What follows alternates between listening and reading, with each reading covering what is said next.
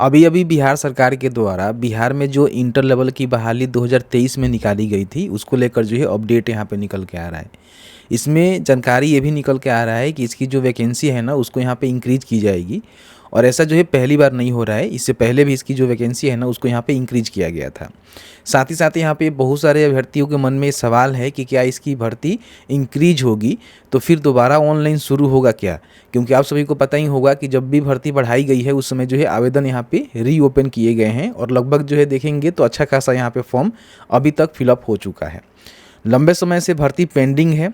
कई सारे अभ्यर्थी ऐसे हैं जो कि फॉर्म भर के भूल गए हैं कि भाई ऐसा कोई हमने फॉर्म भरा भी है, और कई सारे अभ्यर्थी ऐसे हैं जो कि कहीं कमाने भी चले गए, लेकिन अभी तक जो है भर्ती का कोई भी जो आगे का प्रोसेस होता है फॉर्म भरने के बाद वो नहीं कराया गया।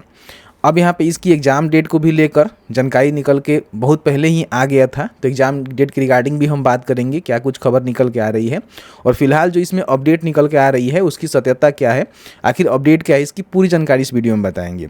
वीडियो शुरू से अंत तक लेकर जरूर देखिएगा, क्योंकि बहुत सारे लोग ऐसे हैं जो वीडियोज़ को शुरू से अंत तक लेकर नहीं देखते हैं, तो उनको सही और सटीक जानकारी यहाँ पर देखने को नहीं मिलेगा।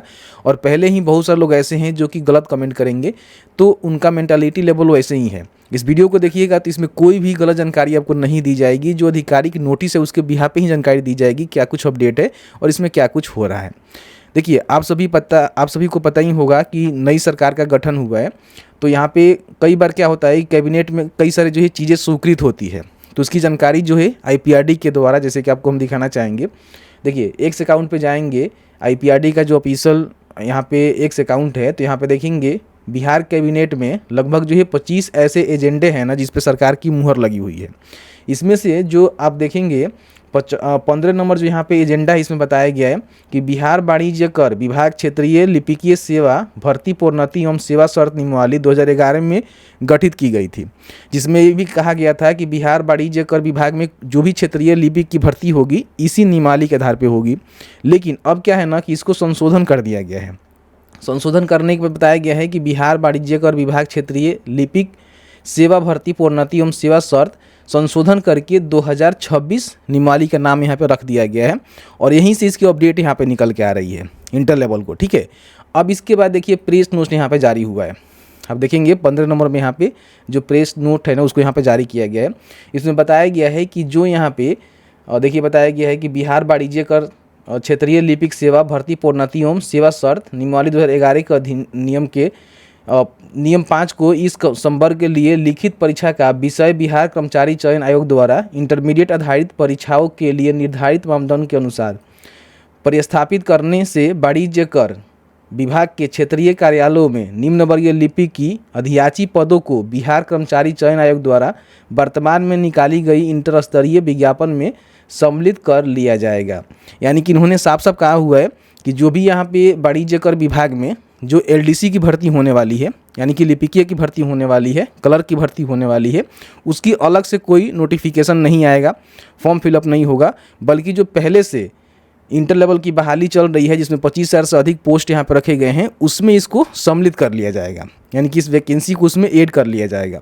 इससे क्या होगा कि भर्ती प्रक्रिया में कहीं ना कहीं तेज़ी आएगी और बिहार में रोजगार का सृजन में वृद्धि भी होगी। ये बात यहाँ पे इन्होंने बोला हुआ है। तो इसका मतलब साफ साफ ये है ना कि वाणिज्य विभाग में जो LDC की पोस्ट आने वाली है जो कि बिहार स्टाफ सिलेक्शन कमीशन के ही माध्यम से भर्ती होगी, तो इसके लिए कोई अलग से नोटिफिकेशन नहीं आएगा, बल्कि इंटर लेवल की जो बहाली है जो कि देखेंगे 12,000 से बढ़ाकर जो है 25,000 के समथिंग ये पोस्ट हो गया है, तो उसमें ये भी पद यहाँ पे जुड़ेंगे।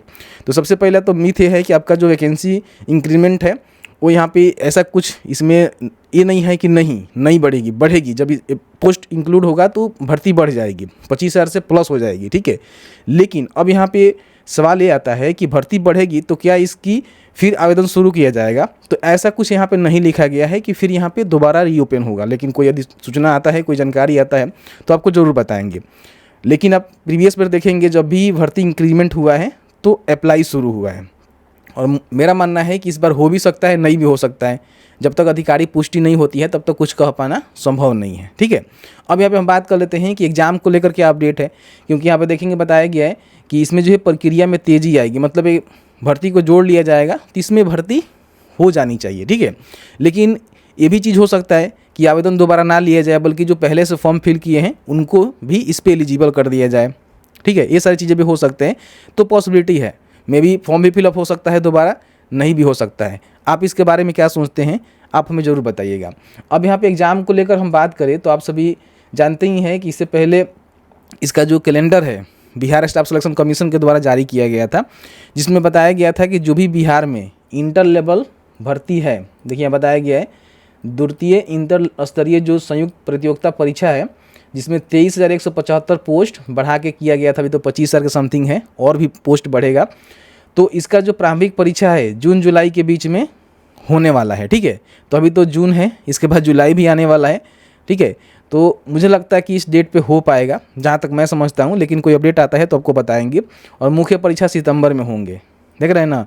मुख्य परीक्षा का जो परीक्षा फल है अक्टूबर में आएगा और इसका जो टाइपिंग है नवंबर में होगा, और इसकी जो भी काउंसलिंग का संभावित समय है नवंबर दिसंबर है, और बाकी यहाँ पे दिसंबर तक भर्ती कंप्लीट करा ली जाएगी एज कैलेंडर के माध्यम से, जो आधिकारिक तौर पे बिहार स्टाफ सिलेक्शन कमीशन के द्वारा देखेंगे तो यहाँ पे जारी किया गया। ठीक है, तो जून जुलाई में एग्जाम्स यहाँ पे होने वाले हैं, तो जुलाई तो भाई अभी जून तो अभी ही चल रहा है, इसके बाद जुलाई भी आने वाले हैं, वो भी हम लोग देख लेंगे। ठीक है, सरकार क्या कर रही है क्या नहीं कर रही है वो आपको पता ही है। तो एग्ज़ाम डेट को लेकर इसके अलावा कोई भी अपडेट नहीं है।